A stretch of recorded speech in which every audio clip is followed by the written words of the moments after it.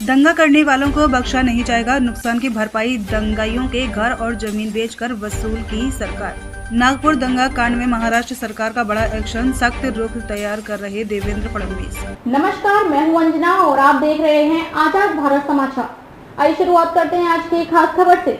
महाराष्ट्र नागपुर में हुए दंगा को लेकर महाराष्ट्र सरकार पूरी तरह से अलर्ट मोड में है। किसी भी तरह की रियायत देना नहीं चाहती और ना ही कोई लापरवाही अब करना चाहती है। यही वजह की धारा 144 के तहत जहां आज समीक्षा बैठक हुई, वहीं नुकसान की भरपाई के लिए एक टीमों का गठन भी किया गया, जो दंगा फैलाने वालों लोगों के घर, जमीन और संपत्ति बेचकर वसूला जाएगा। जिन्होंने भी सोशल मीडिया पर अफवाह फैलाई है, उन पर भी दंगे भड़काने का मामला दर्ज किया जाएगा। कुछ पॉडकास्ट भी दंगा भड़काने को लेकर कार्यवाही होगी। अब तक जितना भी नुकसान होगा उसकी सारी रकम हिंसा फैलाने वालों से वसूल की जाएगी, वरना उनकी प्रॉपर्टी जब्त की जाएगी। नेक्स्ट 104 लोगों को गिरफ्तार किया गया है। इनमें से 12 आरोपी 18 वर्ष से नीचे के बच्चे हैं। ये सारे लोग सीसीटीवी विजुअल्स में हिंसा फैलाने हुए दिख रहे हैं। अभी तक 68 सोशल मीडिया पोस्ट पर हिंसा भड़काने वाली जांच में सामने आई है, जिनको डिलीट किया गया है।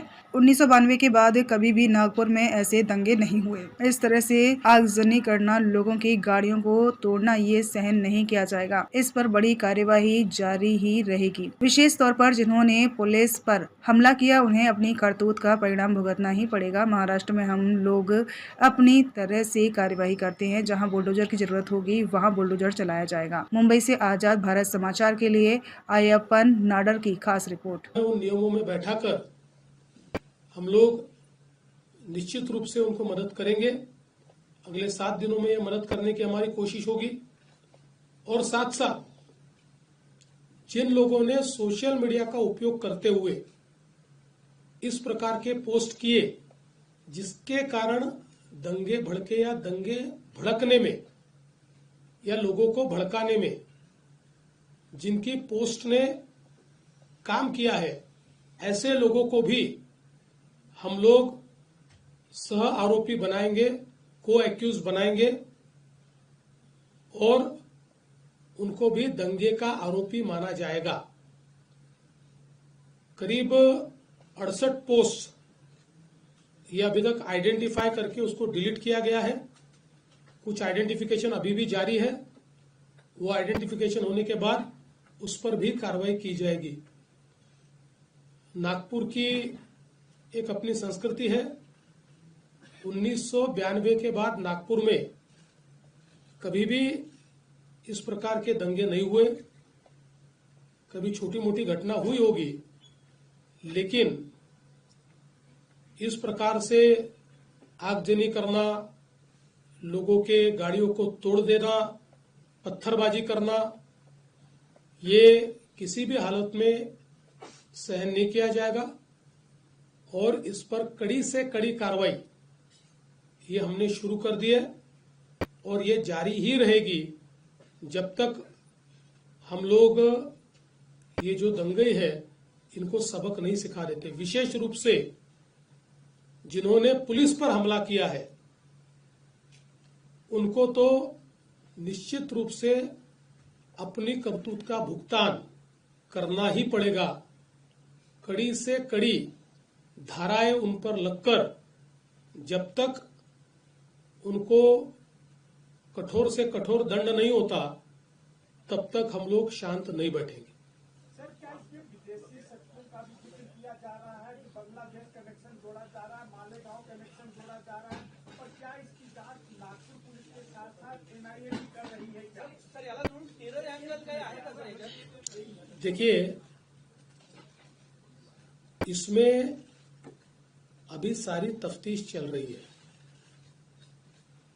अब जो लोग अलग अलग प्रकार के पोस्ट करते हैं, उनमें से कुछ लोगों के पोस्ट में कुछ ऐसी चीजें भी दिखाई पड़ी है कि जो बांग्लादेशी लगती है। पर आज इसमें बांग्लादेशी एंगल है या विदेशी हाथ है, ऐसा कहना इस समय उचित नहीं होगा जब तक उसकी पूरी जांच नहीं हो जाती। इसलिए मुझे लगता है कि अभी जहां तक मालेगांव का सवाल है तो वो तो दिख ही रहा है, क्योंकि जो पार्टियां मालेगांव की इनको मदद कर रही है इन्होंने वहां पर जो ऑफिस खोला है, जो आरोपी है, तो वो कनेक्शन तो बिल्कुल दिखाई पड़ रहा है।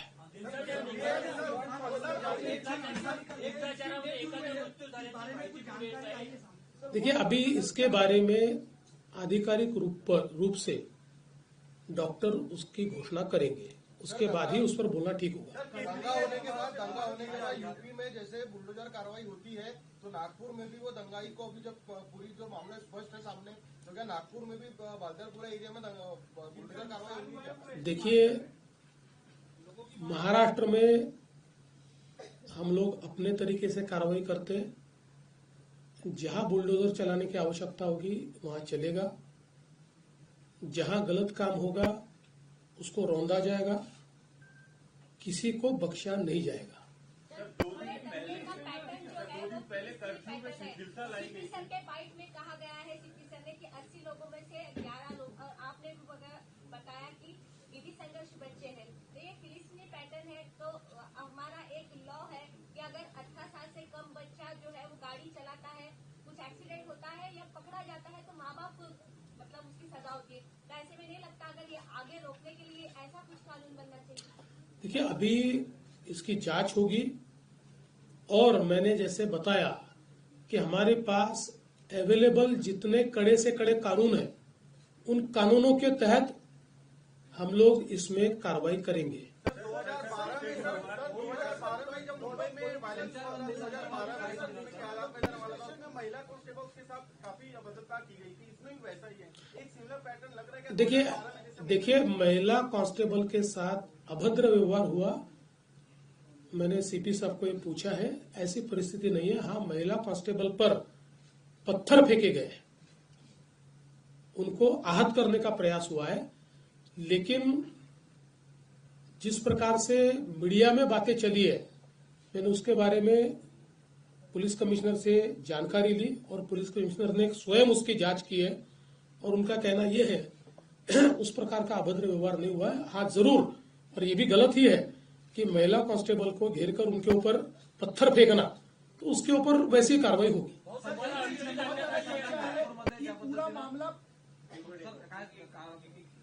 सर, एक प्रश्न असा आहे, ज्या पद्धतीनं नागपूरमध्ये आता नॉर्मलाइज झालं पाहिजे, कर्फ्यू जो आहे तो काही पोलीस स्टेशनमध्ये आहे, 2 तासाचं रिव्हॅल्यूम दिलं होतं, ते पण मागे घेण्यात आलं. हे किती दिवसात हळूहळू टप्प्याटप्प्याने मला असं वाटतं की आजपासनं टप्प्याटप्प्याने हे पूर्ण काढून टाकणार, पूर्ण काढणार. या घटनेच्या माध्यमातून अडचणीत आणण्याचा प्रयत्न केला गेला अशी चर्चा आहे. मला असं वाटतं की असं म्हणणं हा मूर्खपणा आहे. काही लोक अशा घटनांमध्ये राजकारण शोधतात आणि अशा प्रकारचं वक्तव्य करतात. त्या वक्तव्याला काही अर्थ नाही आहे. घटना गंभीर आहे, त्याला कुठलाही राजकीय अँगल नाही आहे. या घटनेमध्ये जे जे काही लोक इन्व्हॉल्ड आहेत त्या लोकांना कठोर शासन दिल्याशिवाय आम्ही थांबणार नाही.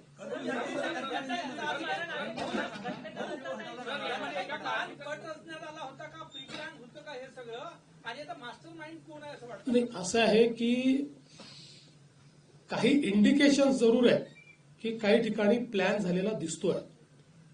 म्हणजे काही ठिकाणी तयारीत लोक आहेत असंही दिसत आहे. पण जोपर्यंत याचा तपास पूर्ण होत नाही तोपर्यंत अधिकारिकरित्या हे म्हणणं योग्य होणार नाही. याचा तपास पूर्ण झाल्यानंतर पोलीस आयुक्त याबद्दल पूर्ण माहिती आपल्याला देतील. अजित पवार ने कहा है कि जो भी मुस्लिम भाइयों की तरफ हाथ दिखाएगा उसे बख्शा नहीं जाएगा. एक इफ्तार पार्टी में अजित पवार ने बयान दिया है कल मुंबई. अजीत पवार जी ने क्या बयान दिया मुझे मालूम नहीं, पर जो भी अच्छा व्यक्ति है, देशभक्त है, देश के लिए काम करता है, वो किसी भी जाति का हो, धर्म का हो, उसके ऊपर कोई गलत आंख उठाएगा तो हम भी सहन नहीं करेंगे. लेकिन जो समाज को तोड़ने का काम करेगा, जो समाज में हिंसा करने का काम करेगा, उसको छोड़ेंगे भी नहीं.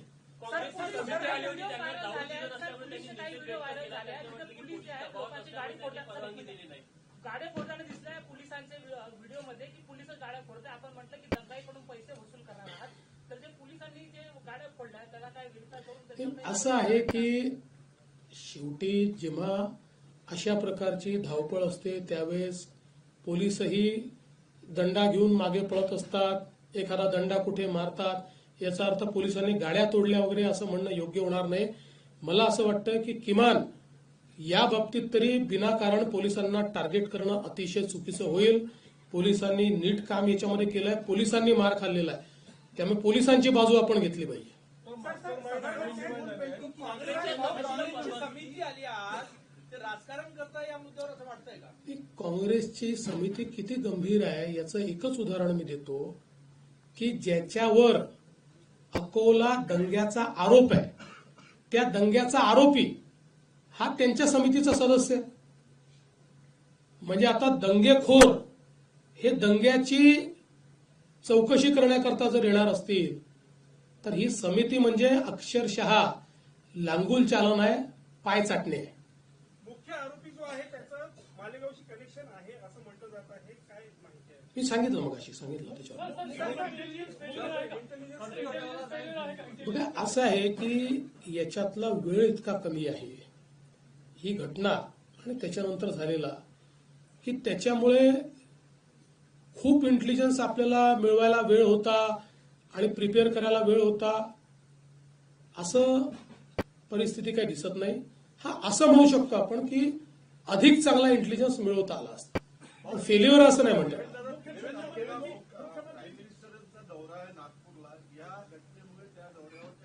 काहीही परिणाम होणार नाही. आता तुम्ही नागपूरच्या आहात, नागपूर शांत आहे, काही अडचण नाही नागपुरात. आणि जी घटना झाली ती घटना एका भागात झालेली आहे. 60, 70, 80% नागपुरात काही घडलेलं नाही. लोकांचं जनजीवन पूर्ण सुरक्षित आहे, त्याच्यामुळे तो दौरा नीट होणार. बंद आहे सीसीटीव्ही बाबत काय करता येईल? मोठ्या प्रमाणात बंद आहे सीसीटीव्ही. नाही, सगळे सीसीटीव्ही सुरू करतोय आपण. त्याचं आपण त्याला पैसे देखील दिलेले आहेत, त्याची एजन्सी पण नेमलेली आहे. जे बंद आहेत ते सुरू होतील आणि आता नव्याने अजून त्याच्यामध्ये ऍडिशन देखील करतो.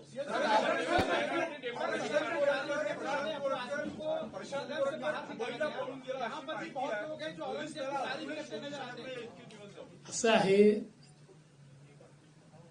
कुठलीही शहानिशा न करता बातम्या चाललेल्या आहेत. आणि मी तुम्हाला सांगतो, तो दुबईला जाऊ का अजून कुठेही जाऊ, पोलीस शोधून काढतील आणि त्याच्यावर कारवाई करतील म्हणजे करतील.